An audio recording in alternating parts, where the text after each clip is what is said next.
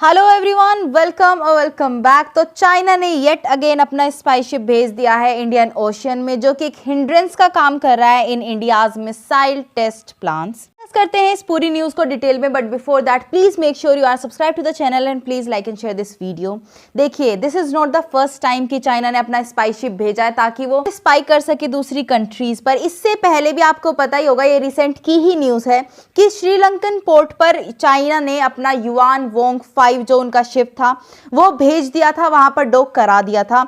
Even इस पर India ने काफी ज्यादा कंसर्न भी जताए थे। श्रीलंका ने भी इंडिया के कंसर्न को ध्यान में रखते हुए चाइना को मना करी थी, बट मना करने के बावजूद भी चाइना का शिप वहां पे डॉक होने के लिए आया था। और फिर श्रीलंका ने सफाई देते हुए ये बोला था कि ये साइंटिफिक पर्पसेस के लिए है, बाकी इससे इंडिया को कोई हार्म नहीं होगा और बाकी कंट्रीज को भी कोई हार्म नहीं होगा।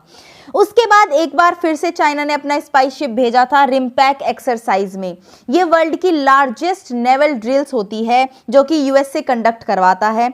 तो ये एक्सरसाइज जब हो रही थी तब चाइना ने अपना स्पाई शिप वहां पे भेज दिया उस चीज पर ध्यान रखने के लिए।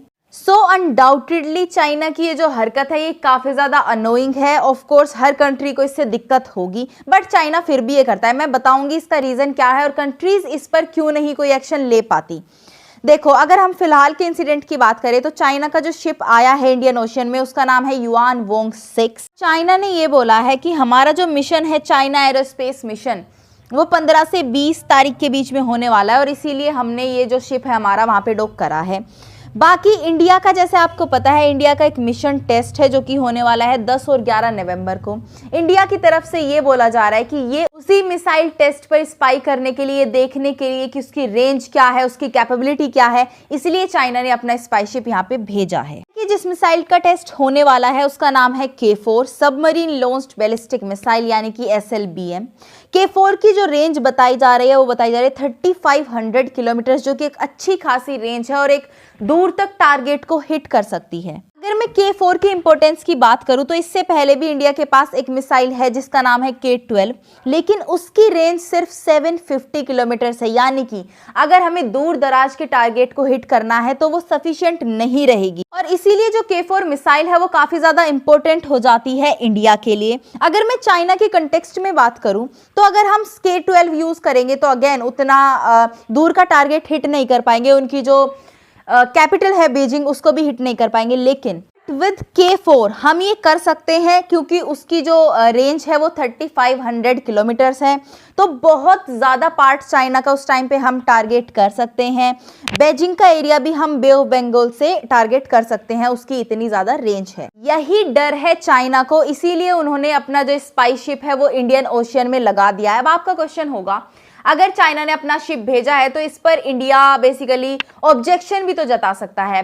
तो इसका आंसर होगा नहीं, हम कोई भी ऑब्जेक्शन नहीं उठा सकते, बिकॉज उसको कोई मिलिट्री पर्पस के लिए यूज नहीं करा जा रहा है, ना ही कोई हार्म पहुंचाया जा रहा है फिलहाल तक इंडिया पर। बेसिकली जब तक किसी शिप से कोई हमले जैसी सिचुएशन नहीं क्रिएट होती तब तक हम उस पर ऑब्जेक्शन नहीं कर सकते।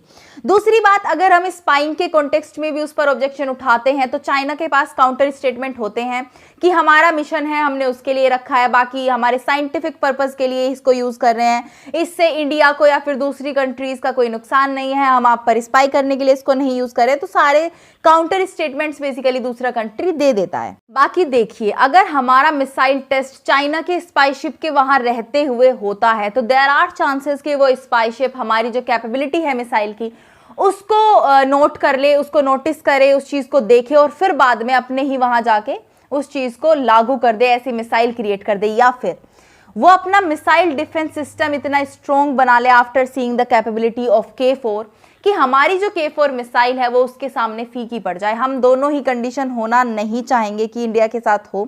तो ऐसे में न्यूज आ रही है कि इंडिया अपना जो मिसाइल टेस्ट की डेट्स हैं उसको रिस्केड्यूल करने वाला है and there are high chances कि हम उसको डिले करें अभी थोड़ा, जब तक कि जो चाइना का स्पाई शिप है उसका खतरा है इंडियन ओशियन में। अब बात आती है, ऐसे में इंडिया कर क्या सकता है या फिर दूसरी कंट्रीज, क्योंकि सिर्फ इंडिया के साथ ये नहीं हुआ है, इससे पहले यूएस, श्रीलंका, अब इंडिया, बहुत सारी कंट्रीज के साथ बेसिकली चाइना ये करता है। तो ऐसे में ये कंट्रीज कर क्या सकते हैं? देखो, सबसे पहले हमें हमारे स्पाई शिप्स के जो नंबर है ना उसको बढ़ाना पड़ेगा। करंटली इंडियन नेवी के पास सिर्फ एक स्पाई शिप है जिसका नाम है INS ध्रुव।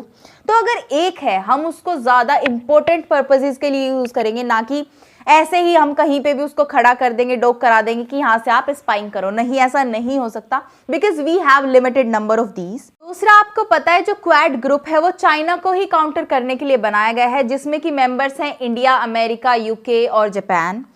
तो क्वाड मेंबर्स को खुद की जो अगेन स्पाई शिप का नंबरिंग है वो बढ़ानी होगी, क्योंकि इनमें से सिर्फ इंडिया और अमेरिका ऐसे हैं जिनके पास स्पाई शिप्स हैं। अमेरिका के पास 2 और इंडिया के पास 1, जबकि जापान और UK के पास कोई स्पाई शिप्स है ही नहीं। ऐसे में हम सिर्फ एक सोल्यूशन निकाल सकते हैं, अपने स्पाई शिप का नंबर बढ़ा के। जैसे ही चाइना की तरफ से ऐसी कोई हरकत होती है, हम भी अपने स्पाई शिप को उधर प्लेस करवा सकते हैं, चाइना को बेसिकली एक मैसेज सेंड करने के लिए कि अगर आप ऐसा करोगे तो हम भी सेम चीज आपके साथ कर सकते हैं। तभी दोनों कंट्रीज के बीच में या फिर क्वाड ग्रुप और चाइना के बीच में एक निगोशिएशन हो सकता है कि आप भी इस चीज को रोको, जो स्पाइंग आप करते हो आप उसको रोको, और हम भी इस चीज को रोक देंगे। तो आपको क्या लगता है, हमें चाइना के ऐसे मूव को काउंटर करने के लिए क्या करना चाहिए? दूसरा, क्या हमें अपना मिसाइल टेस्ट जो हमारा है, जो कल और परसों होने वाला है, उसको रीस्केड्यूल करना चाहिए कि नहीं? बाकी this was the news for you guys. I hope you loved it. If you did, please give it a thumbs up and subscribe to my channel, and I will see you in the next video. Till then, stay happy, healthy and bye.